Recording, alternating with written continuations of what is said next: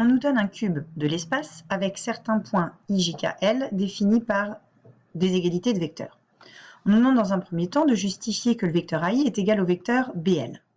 On va donc, comme pour la plupart du temps, décomposer AI grâce à la relation de Schall comme AE plus EI. Pourquoi on choisit cette décomposition? Puisque on voit que le vecteur EI est donné par une expression ici, donc cela nous incite à utiliser ce point. On a donc vecteur AE plus un tiers de vecteur EH, d'après la définition. Comme nous sommes dans un cube, les vecteurs EH sont égaux avec le vecteur FG, BC et AD. Étant donné que là, on veut arriver au vecteur BL, on va choisir un vecteur qui va nous arranger dans notre décomposition. Donc, on va pouvoir dire que, par exemple, ici, on a le vecteur AE plus un tiers du vecteur FG. Ceci est intéressant puisqu'en fait, le vecteur FG, un tiers du vecteur FG, c'est donné ici, ça donne le vecteur FL. On a donc comme égalité AE plus FL. Par ailleurs, on sait que le vecteur AE est un des vecteurs verticaux, une des arêtes du cube vertical, et donc AE est égal aussi au vecteur BF.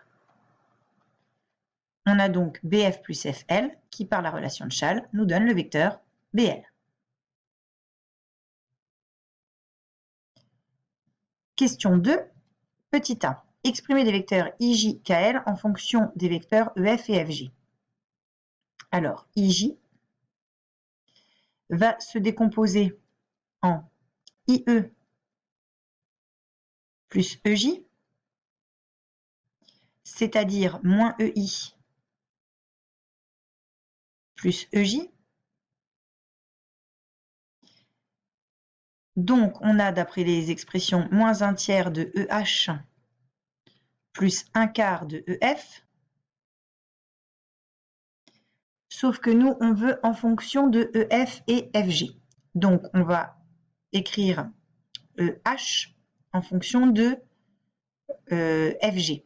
Mais en fait, étant donné la configuration du cube, cela donne moins un tiers de FG, puisque ce sont les arêtes opposées dans le carré EFGH, plus un quart de EF.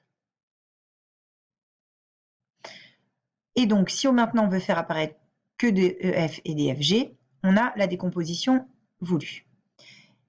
Si on décompose KL maintenant, KL est donc égal à KG plus GL. On veut à nouveau décomposer en fonction de EF et FG. Alors, le point le point L sur le segment FG est défini de telle sorte que FL égale un tiers de FG. Donc, KG, c'est la même chose que moins GK. Et GL, c'est pareil que GF plus FL. Pourquoi on décompose comme ça? C'est pour faire apparaître le point G et donc le vecteur FG. On a donc moins GK, sachant que GK c'est 1/2 de GH, donc ici on a moins 1/2 de GH, plus GF, c'est-à-dire moins FG,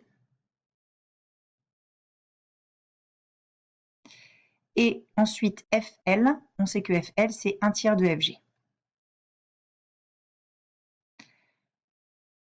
Le seul souci, c'est le vecteur GH, puisqu'il n'est pas un des vecteurs que l'on souhaite, puisqu'on veut que des vecteurs EF et FG, mais en fait, le vecteur GH est égal au vecteur FE.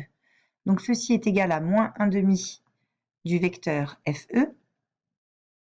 Moins FG plus un tiers de FG, ça fait donc moins 2 tiers de FG. Et FE, c'est moins EF. Donc, ici, on obtient 1/2 de EF moins 2 tiers de FG. On a bien une décomposition ne dépendant que de EF et FG. Enfin, démontrer que AIJ et BKL sont parallèles. Alors, si on se sert de la première égalité, on obtient que AI étant égal à BL, les droites AI et BL sont parallèles. On a AI et BL qui sont collinaires puisqu'ils sont égaux. Donc AI est égal à BL. De la question 2A, on déduit donc que IJ est égal à moins 1 tiers de FG plus 1 quart de EF et que KL est égal à moins 2 tiers de FG plus 1 demi de EF. Donc, si on regarde les coefficients, il semblerait que IJ et KL soient collinaires puisque IJ qui est égal à moins 1 tiers FG plus 1 quart EF, c'est la moitié de moins 2 tiers de FG plus 1 demi de EF, qui lui est égal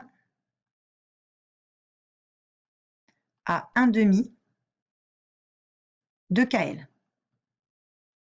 Donc, IJ et KL sont collinéaires. Pour conclure, on a donc AI et IJ, deux vecteurs non collinéaires du plan AIJ.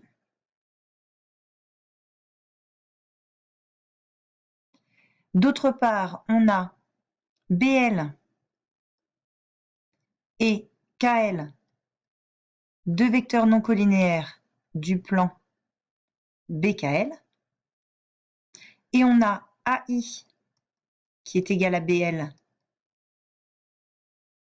et IJ qui est égal à 1 demi KL. Donc, ces vecteurs sont collinéaires 2 à 2. On peut donc en déduire que le plan AIJ et le plan BKL sont parallèles.